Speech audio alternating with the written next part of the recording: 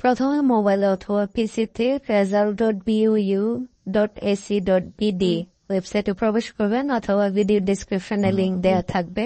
মোবাইলের ক্ষেত্রে সেম ভাবে সেখান থেকে ক্লিক করে এন্টার করবেন। সার্ভার একটু লোড নিতে সময় লাগবে, সার্ভার একটু সময় দিবেন, এভাবে ইন্টারফেসটা আসবে।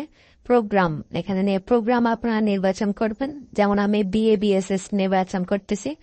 তারপর হচ্ছে আপনার আইডি নাম্বারটা দিবেন, এখানে টাইপ করে দিতে হবে। আসলে আপনি কপি পেস্ট করলে এটা হবে না, কারণ আলাদা আলাদা ঘরের মধ্যে দিতে হয়। তারপর হচ্ছে ফলাফলে ক্লিক করবেন। মোবাইলের ক্ষেত্রে সেম ভাবে ওয়েবসাইট নির্বাচন করবেন, আপনার প্রোগ্রাম BABSS করবেন, তারপর হচ্ছে আপনার আইডি দিবেন।